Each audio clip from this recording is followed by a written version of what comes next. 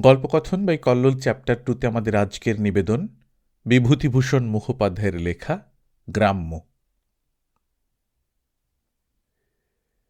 বৃষ্টি এখনো নামেনি। আকাশের যেরকম অবস্থা, যখন নামবে সৃষ্টি ভাসিয়ে দেবে একেবারে। সকাল থেকে যে ইলশে গুঁড়ি আরম্ভ হয়েছে সেই ভাবটা চলছে এখনো। চারিদিক ঝাপসা। সত্যিই মনে হয় মেঘ যেন গুঁড়ো হয়ে আকাশ থেকে ঝরে ঝরে পড়ছে। খুদে খুদে জলের কণা এক একবার হাওয়ার ঝাপটায় তোড়ের ওপর এসে পড়ছে গায়ে। পুরোপুরি ভিজিয়ে না দিলেও জামা কাপড় স্যাঁতস্যাঁতে করে দিচ্ছে। কিনারা থেকে প্রায় 13-14 হাত ভেতর পর্যন্ত টেনে নিয়ে গিয়ে মাচাটা বাঁধা হয়েছে। যারা মাছ ধরে ছাতা মাথায় দিয়েই ধরে। তবে নায়েব মশাইয়ের ছেলের শখ, মাচার শেষ দিকটায় একটা ছোট্ট চালা তুলে দেওয়া হয়েছে। নায়েব মশাইয়ের ছেলে হরিবিলাস হুইলের ছিপ পেতে মাছ ধরছে। মনটা কিন্তু মাছের দিকে পড়ে আছে বলে বোধ হয় না। ইলশে গুড়ির কুয়াশায় চারদিক মুছে একাকার করে দিয়েছে। পেছন দিকে কাছারি বাড়ির একটা সাদা আবছায়া কুয়াশাটাই যেন জমাট হয়ে উঠেছে। সামনে বিলটা হাত কয়েক পরেই নিশ্চিহ্ন। তবু হরিবিলাসের চোখ দুটো যেন ঘুরে ঘুরে কাকে খুঁজছে। মাঝে মাঝে হঠাৎ চাক হতে ছিপে এক একটা করে টান দিচ্ছে বটে। মাছ কিন্তু তখন টোপ মুখে করে বিলের একেবারে মাঝামাঝি। অবশেষে মাচাটা একটু দুলে উঠল। ক্যাঁচ ক্যাঁচ করে শব্দও উঠল গোড়ার দিকে। ফাতনাটা বার কতক গোঁতা দিয়ে আবার ভেসে উঠেছে। কোষে টান মারবার মোকা একটা। হরিবিলাস কিন্তু সেদিকে খেয়াল না করে ঘুরে চাইল পেছনে। প্রশ্ন করল, রাখাল নাকি? এত দেরি হলো যে? মাচার উপর সাবধানে পা ফেলে ফেলে রাখাল চালাটার নিচে এসে পাশটিতে বসল। বলল, হয়ে গেল একটু দেরি, বাদুলে মেঘ, শরীরটা আবার একটু খ্যাঁত খ্যাঁত করছে বলছিল। বলে, দাদা তুমি একটু বসো কাজটিতে। হরিবিলাস ব্যস্ত হয়ে উঠল। প্রশ্ন করল, খ্যাঁত খ্যাঁত করছে মানে? জ্বর টর হয়নি তো? রাখাল বলল, না জ্বর নয়, একটু নোনা ধাত তো, বর্ষে লাগলে কেমন যেন একটু এলিয়ে পড়ে ছেলেবেলা থেকেই। এলিয়ে পড়ে? তা চিকিৎসা কিছু হয় না? তোমার দেখছি এসব দিকে বেশ একটু গাফিল আছো। চিকিৎসা আছে, করাও হয়, তাই তা সে তো ওষুধপত্র নয়। একটু গড়গড় করে ঝাল মশলা দিয়ে খান কতক মাছের দাগা, কিংবা গরম গরম মাংসের শুরুয়া একটু, সঙ্গে সঙ্গে চাঙ্গা করে দেয়। নোনা ধাত কি না? তা মাছ তো দেখছি আপনি গাঁততে পারেননি একটাও। হরিবিলাস ছিপটা টেনে তুলল। বড়শি তিনটেই পরিষ্কার। টোপ পরাতে পরাতে বলল, খাচ্ছে কই তেমন জুত করে? রাখাল একটু বোকার মতো হেসে বলল, এর চেয়ে আর কত জুত করে খাবে? আসলে টের পেয়েছে শহুরে মানুষ, ওরা টানেই টের পায় কি না। পড়তো আমার হাতে। হরিবিলাস একটু হাসল, বলল, ঠাট্টা হচ্ছে? যেন উপভোগ করছে এইভাবে বলল, বেশ হোক। তারপরে আবার একটু বেশি উদ্বিগ্ন হয়ে উঠল। বলল, কিন্তু কখন তোমার হাতের টান বুঝে মাছ আত্মসমর্পণ করবে তার ভরসায় থাকলে চলবে? বর্ষার ভাবটা তো এদিকে বেড়েই যাচ্ছে। আমি বলছিলাম মাংসের ব্যবস্থায় না হয় করলে হতো না একটু? একটা মানুষের জন্যে? পোটাকো বোধহয় টানতে পারবে না। কেন, আর খাবার মানুষ নেই? এমন চমৎকার বাদুলে দিন পাঁঠা পাটারা জন্মেছে কি করতে? হারাধন পাইককে ডেকে নিয়ে এসো আমার ঘরে, একটা কচি দেখে কিনে নিয়ে আসুক গাঁ থেকে। হুইলে সুতো গোটাতে গোটাতে উঠে পড়ল। গোড়ার দিক থেকে না বললে সবটুকু পরিষ্কার হবে না, একটু বিশদ করেই বলা ভালো তাহলে। এক একটা পরীক্ষা দিয়ে ওঠার পর ছেলেরা সময় নিয়ে প্রথমটা যেন একটা সমস্যায় পড়ে যায়। একেবারে অতটা আত্মনিরোধের পর অতখানি মুক্তি যেন থই পেয়ে ওঠে না। তারপর আবার আস্তে আস্তে খাপ খাইয়ে নেয় নিজেকে। লক্ষ্য করলে এরও বেশ একটি পদ্ধতি বাঁধা আছে বলে মনে হয়। ম্যাট্রিক দেওয়ার পর ঝোঁকটা যায় ঘুরে ফিরে বেড়ানোর দিকে। তার কারণ স্কুলের ওই টানা কয়েকটা বছর ছেলেদের সবচেয়ে বেশি করে একটা নির্দিষ্ট গণ্ডির মধ্যে আবদ্ধ থাকতে হয়। সুযোগের অভাব, তার উপর বয়সটাও স্বাধীনতার পরিপন্থী। ম্যাট্রিকের দরজার বাইরে পা দিতেই দিকচক্রটা হঠাৎ যেন বিস্তীর্ণ হয়ে পড়ে, টানে হাতছানি দিয়ে। ইন্টারমিডিয়েটের পর এই ভাবটা কমে আসে। কলেজের খানিকটা মুক্ত জীবনে অনেকখানি দেখেছে শুনেছে ছেলে, ঠিক ওরকম অজ্ঞ আদেখল ভাবটা নেই। খানিকটা গাম্ভীর্যও এসেছে জীবনে। মন একটা বিশেষ দিক ধরে এগুতে শিখেছে। সময়টা যে হাতে এলো সেটাকে কতটা সুপরিকল্পিতভাবেই কাজে লাগাতে পারছে। কোনো কাজের মতো কাজে কিংবা কোনো শখের কাজেই, এমনকি ঘুরে ফিরে বেড়াতেও। শুধু সে ঘোরাফেরার একটা অনির্দিষ্ট এলোমেলো ভাব নেই আর।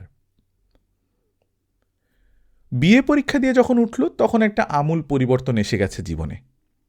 এদিককার যা দেখার তা বেশ খানিকটা দেখে শুনে নিয়েছে, খানিকটা পুরনো হয়ে গেছে, তাই জীবনের এদিকটা অনেকখানি সুনির্দিষ্ট, সুসংহত। এখন এদিক থেকে নিশ্চিন্ত হয়ে ছেলেরা একটা একেবারেই নূতন পথে পা বাড়াবার জন্য চঞ্চল হয়ে ওঠে। বয়সটাও ততদিনে হয়ে উঠেছে অনুকূল, মনে রং ধরতে আরম্ভ করেছে।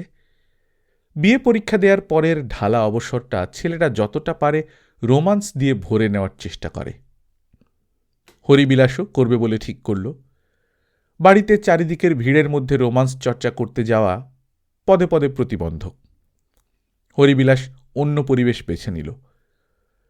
ওর বাবা মথুরানাথ জমিদারের নায়েব। সুদূর এক পাড়া গাঁয়ে জমিদারের কাছারি বাড়ি, সেখানেই থাকেন একাই। হরিবিলাস লিখে দিল পরীক্ষার পড়ার চাপে শরীরটা একটু ভেঙে পড়েছে, দিন কতক গিয়ে থাকতে চায়। মথুরানাথ খুশি হলেন। এর আগে একবার নিয়ে এসেছিলেন ছেলেকে, সেই স্কুলের যুগে। তারপর এতদিন ধরে আর আতঙ্কটা কাটাতে পারেননি। চিঠি পেয়ে স্টেশনে একটা হাতি পাঠিয়ে দিলেন। হরিবিলাস এসে উপস্থিত হল। স্কুলের যুগের মনটা যখন অন্যদিকে বিক্ষিপ্ত, তখন জায়গাটা যতই মন্দ মনে হোক, হরিবিলাস দেখল মনের এই পরিবর্তিত অবস্থায় বাছাইটা তার বেশ ভালোই হয়েছে। শ্রীপুরের একদিক দিয়ে ইছামতি নদী, একটা বড় বাঁকের পাশে নদী থেকে একটু সরে একটা খুব বড় বিল, নদীরই পুরনো খাত, তারই ধারে কাছারি বাড়িটা। কাছারি থেকে বেশ খানিকটা দূরে শ্রীপুর গ্রাম, পাশে বিল, সামনে নদী। সুবিধা মতো দুটোই ব্যবহার করে গায়ের লোক, যার যেটা কাছে হয়।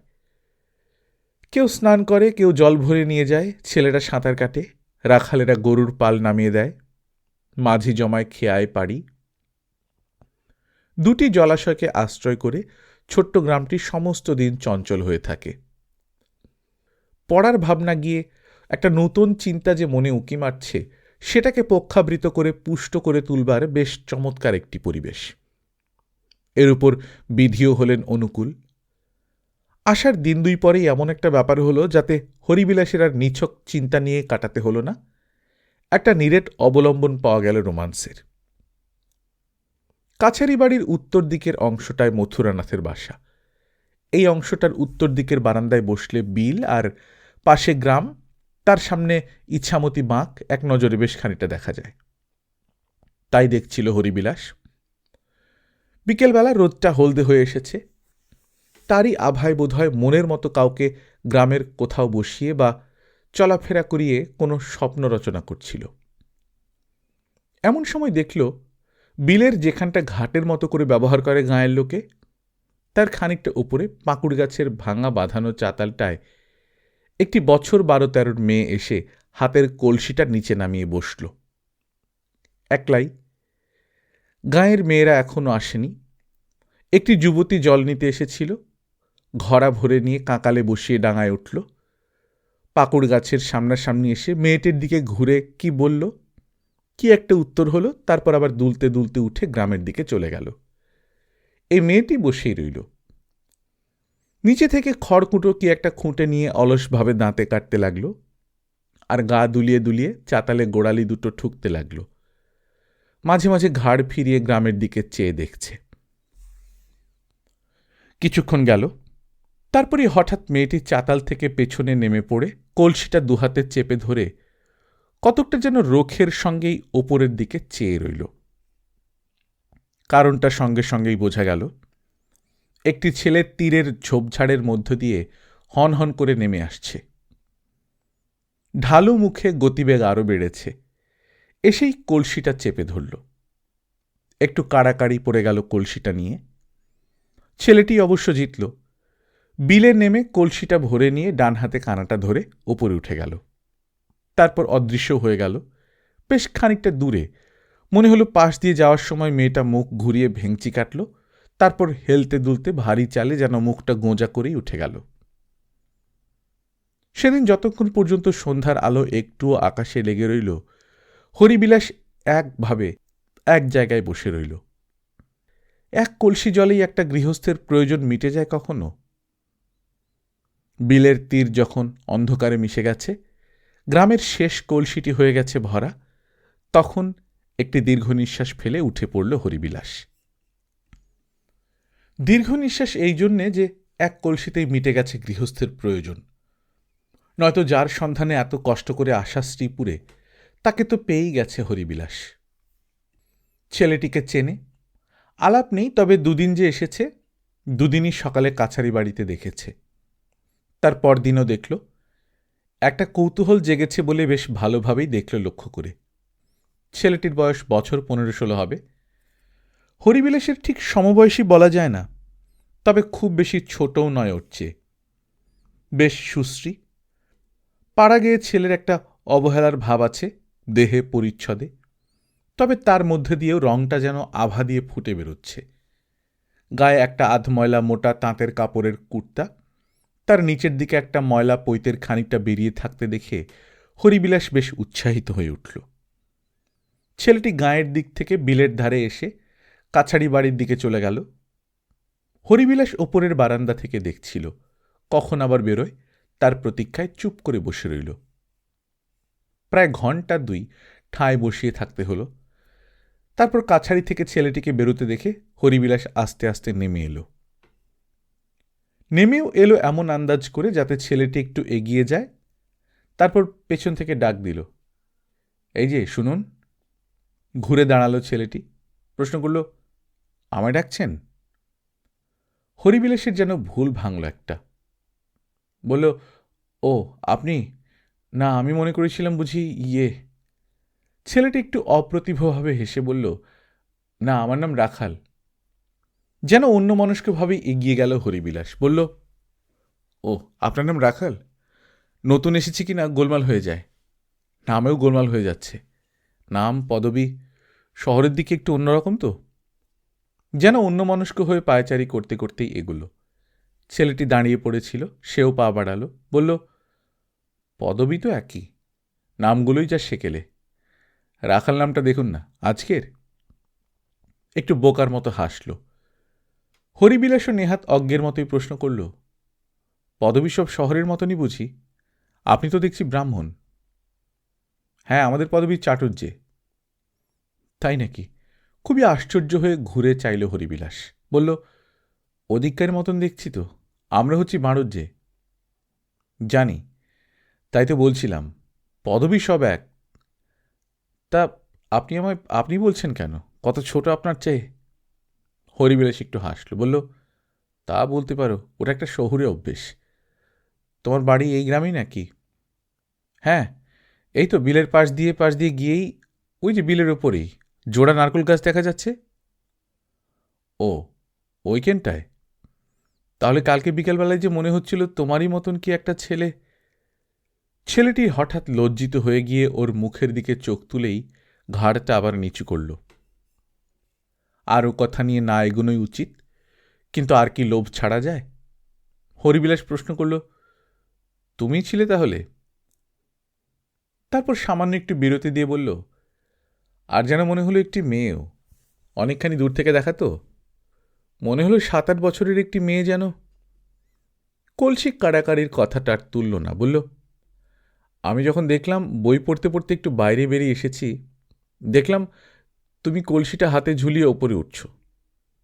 একটি যেন 7-8 বছরের মেয়ে তোমার পেছন পেছন যাচ্ছে। বোন নিশ্চয়ই। ছেলেটি যেন নিঃশ্বাস রুদ্ধ করে শুনছিল। অপ্রতিভ ভাবটা একটু লেগে থাকলেও কলসি কাড়াকাড়ির দিকটা বাদ পড়ায় বেশ নিশ্চিন্ত হয়েই একটু হেসে মাথা দুলিয়ে বলল, আগে হ্যাঁ। তারপর কি একটা যেন ভেবে নিয়ে বলল, অত ছোট কোথায়? তা হবে, দূর থেকে দেখা তো, তার উপর নজরও যায় না বেশি দূর। এ দেখো না, চশমা নিতে হয়েছে। ভাই বোনে বুঝি পিঠোপিঠি? রাখাল একটু হেসে ঘাড় নাড়ল।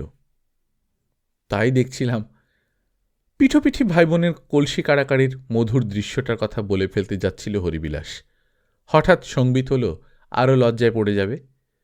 কথা ঘুরিয়ে নিয়ে বলল, তোমাদের বাবা আছেন নিশ্চয়ই? রাখাল ঘাড়টা বেঁকিয়ে জানালো, আছেন। কি করেন? পণ্ডিত, বাড়িতে লোয়ার প্রাইমারি পাঠশালা আছে। বাহ, তাহলে বিদ্যে চর্চা নিয়েই থাকেন। ছেলে মেয়ে সবাই পড়ে নিশ্চয়ই একসঙ্গে? রাখাল মাথা দুলিয়ে জানালো, হ্যাঁ। একটু সময় নিতে হলো হরিবিলাসকে। তারপর প্রশ্ন করল, বাড়ির ছেলে মেয়েরও তো পড়ে? আমি আর পড়ি না, আগে পড়তাম। হরিবিলাসের একটু ঠাট্টা করবার লোভ হলো। বলল, তুমি তো লায়েক হয়ে গেছো। তোমার বোন পড়ে তো? ও তো পড়ায় প্রথম দ্বিতীয় ভাগের ছেলে মেয়েদের। বেশ একটু গর্বের সঙ্গেই কথাটা বলে রাখাল দৃষ্টিটা নত করল। ঠাট্টার মধ্যে আরও একজনকে টেনে আনবার লোভটা সংবরণ করতে পারল না হরিবিলাস। বেশ একটু শিউরে উঠেই বলল, আরে বিদুষী যে একেবারে। তারপর ঘরের কাজও তো সামলাতে হয় একটু একটু। মা দেন না বেশি করতে, ছেলে মানুষ তো। শরীরও খুব ভালো নয়, ভোগে মাঝে মাঝে। অনেক কথা আছে, অথচ যেন হাতটের পাওয়া যাচ্ছে না। আবার একটু ভাবল হরিবিলাস। তারপর মনে পড়ে গেল ভালো কথাই। একটু আমতামতো করে প্রশ্ন করল, ছেলে মানুষ? হ্যাঁ, ছেলে মানুষই বই কি। তা এদিকে তো পেকে গেছে, মাস্টারি করছে। ছেলে মানুষের মতো খেলার দিকে ঝোঁকটোক আছে না, তাও শেষ হয়ে গেছে? খেলনা টেলনা শখ? মানে একেবারে বুড়িয়ে যাওয়া তো ভালো নয় এই বয়সে। পুতুল টুতুল খেলে, নিজেই গড়ে নেয়। তাদের বিয়েটিও তো দেয়, দাদার নেমন্তন্ন হয়। আবার হেসে একটু ঠাট্টা। রাখাল হাসল। হঠাৎ কেমন নিজের কাছে একটু লজ্জিত হয়ে পড়ল হরিবিলাস। ও প্রসঙ্গটা ছেড়ে দিল। প্রশ্ন করল, তা হ্যাঁ, বোন তো গুরুমশাইগিরি করে, তুমি নিজে কি করো? কাছারি বাড়িতে রোজ কি করতে আসো? কাজ টাজ যদি কিছু চাও তো বাবাকে না হয় বলে দেখি, বামুনের ছেলে। রাখাল মাথাটা একটু নিচু করে নিয়ে বলল, কাজ শিখতেই আসি। বাহ, তবে তো ভালোই। কার কাছে, কেউ আত্মীয় আছেন? হ্যাঁ। কে, কাকা? রাখাল মাথাটা নিচু করেই বলল, হ্যাঁ। বাহ, বেশ। কি কাজ করেন তিনি? খাজাঞ্চি। ভালো কাজ, শেখো। আমি বাবাকে বলে দেব, বেশ তো? রাখাল লজ্জিতভাবে ঘাড়টা নাড়ল। তারপর ঘাড়টা তুলে একটু চকিত হয়ে বলল, এসে গেলাম বাড়ি, আসুন না, আসবেন? হরিবিলাসও চকিত হয়ে উঠল। বলল, না না, আসবো ক্ষণ। আসবো না কেন, তবে আজ আর নয়, একটা হাতের কাজ ফেলে এসেছি। বেশ হঠাৎই ঘুরে পা বাড়াল। তারপর আবার ফিরে ডাকল, শোনো। রাখাল এগিয়ে আসতে বলল, কথা হচ্ছে সেই ছেলেটি যাকে তুমি ভেবে ভুল করেছিলাম। তোমাদের পাড়া গিয়ে নাম আমার মনে থাকে না বাপু। তা সে কদিন থেকে না আসাতে বড় একলা পড়ে গেছি। তুমি না হয় আসবে, যে কটা দিন আছি। সঙ্গী পাই তাহলে। খাজাঞ্চি বাবুকে তাহলে বলে দেব, আর কাজ তো পালাচ্ছে না। রাখাল হেসে ঘাড় কাত করল। খাজাঞ্চিবাবু নিজেই কথাটা পারলেন তার পরদিন। রাখাল বলছিল, বড় একলা পড়ে গেছেন, চান যে একটু কাছে কাছে থাকে। তা থাকবে, তার হয়েছে কি, এমন ভালো সঙ্গ। নায়েবের ছেলে বেশ কৃতার্থ হয়েই বললেন। হরিবিলাস বলল, না, সকালবেলাটা কাজ যেমন শিখছে শিখুক, বিশেষ করে আপনি যখন শেখাচ্ছেন। বিকেলবেলাটাই বড় একলা বোধ হয়। সেই সময়টা যদি আসে। ভবিষ্যৎ ভেবে কাকাকেও একটু হাতে রাখা দরকার তো। মুখে একটু খাতির দেখালেও সকাল বিকাল সর্বক্ষণিক কাছে টেনে রাখল রাখালকে। ছেলেটি বেশ মিষ্টি। এদিকে কতকটা যেন হাঁদা গোছের, তাতে ওর বোনকে নিয়ে আলোচনা করতে বেশ যেন একটা আড়াল পাওয়া যায়। চক্ষু লজ্জাটা আসতে পায় না। আলোচনার মাত্রাটা বেশি হয়ে যাচ্ছে কিনা সেদিকে রাখালের হুঁশ নেই। নিজেই গায়ে পড়ে কখনো কখনো তোলে তার কথা। পাড়া গিয়ে ছেলে, ওর বোন তো যেন দুনিয়ার সবার বোন। শহুরে ভালোবাসা বলে যে একটা আলাদা জিনিস আছে তার যেন সে কিছুই জানে না, বোঝে না। হরিবিলাস সুযোগ বুঝে সূত্র ধরিয়েই রেখেছিল, খেলনা দিয়েই আরম্ভ করল। একটু ঘনিষ্ঠতা করতে দিন চারেক গেল। তারপর বেরিয়ে আসার পর সন্ধ্যায় রাখালকে বাড়ি যেতে না দিয়ে নিজের ঘরেই নিয়ে গেল এবং ঘরটা ভেজিয়ে বাক্স খুলে বেশ কতগুলো নানা রকমের খেলনা বের করল।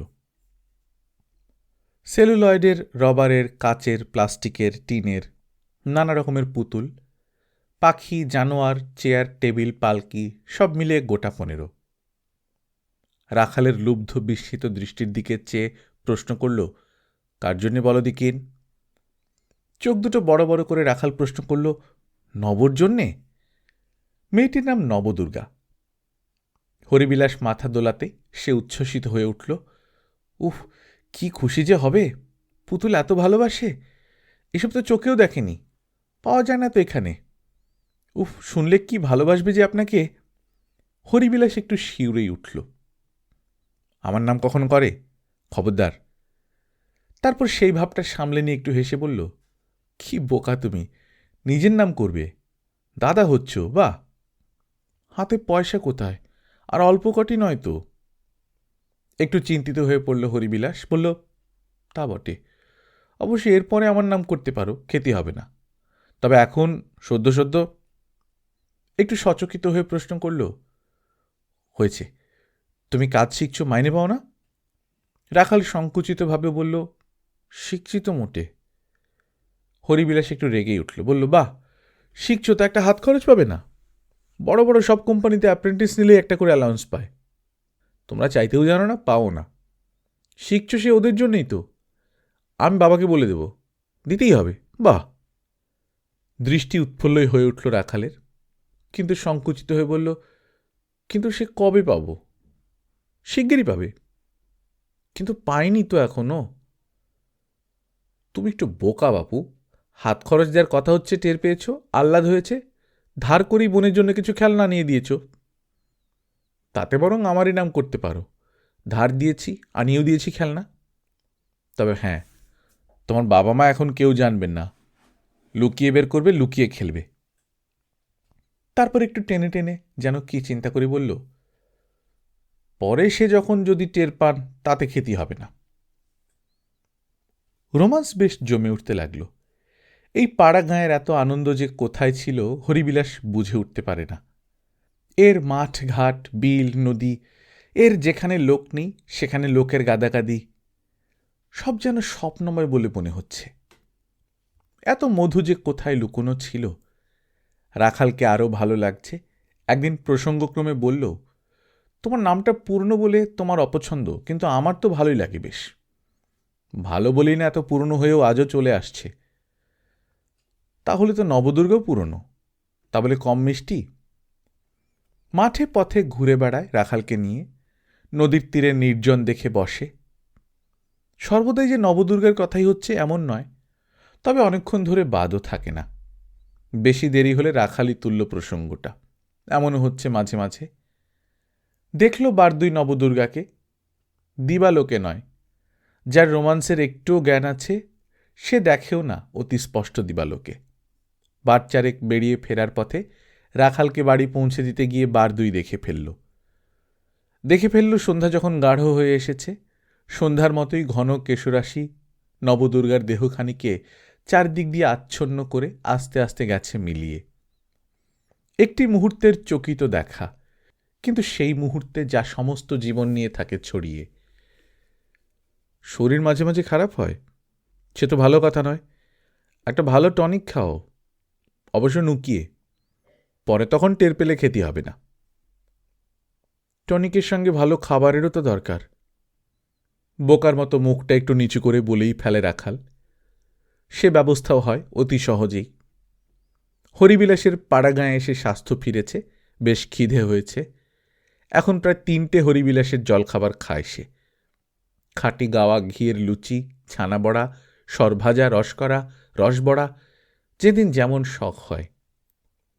একটু চতুর হাসির সঙ্গে রাখালের সঙ্গে কথা হয়। হরিবিলাস বলে, কেন, তুমি তো জলপানি পাচ্ছ এখন, বোনের জন্য এটা ওটা ফরমাশ দিয়ে নিয়ে যেতে স্বাদ হয় না? যদি টের পাই কেউ, তা বলবার কি আছে? আমার নাম করো না তো, কেউ জানে না তো যে আমি পাঠাচ্ছি। রাখাল বোকার মতো হেসে বলে, তা কখনো করি? একদিন ওই প্রশ্নের ওই উত্তর দিতে হঠাৎ একটু বেশি রকম বোকার মতো হেসে উঠল রাখাল। হরিবিলাস একটু বিমূঢ়ভাবেই প্রশ্ন করল, হঠাৎ অত হাসি যে? হাসতেই লাগলো রাখাল। তারপর হরিবিলাস একটু ধমকের মতো দিতে হেসেই বলল, নাম না করলেও ওর কাছে নুকুনো থাকে নাকি? তার মানে? বেশ বিস্মিত হয়েই প্রশ্ন করল হরিবিলাস। আমায় বোকা বলেন বলুন, কিন্তু দাদা বোকা হলে বোনকেও বোকা হতে হবে নাকি? ধরে ফেলেছে। কবে থেকে গো? কি করে? ভয়ানক চালাক যে, ধরে ফেলেছে অনেক দিনেই। সেই যেদিন খেলনাগুলো নিয়ে যাই সেই দিনই। আপনাকে বলিনি, রাগ করবেন আপনি। রাগ করবার কোনো লক্ষণই না দেখিয়ে হরিবিলাস বলল, তা রাগ করব বই কি, বলতে হয় আমাকে। তাহলে কি আর দিই কিছু? কি বলে জিনিসগুলো পেয়ে? সে শুনলে আপনি আরও রাগ করবেন। ফরমাস করে কত, তা কি আপনাকে বলছি? বলে আমার দাদার বন্ধু যখন, তখন তিনি আমারও দাদা, কেন দেবেন না? রাগই করল হরিবিলাস।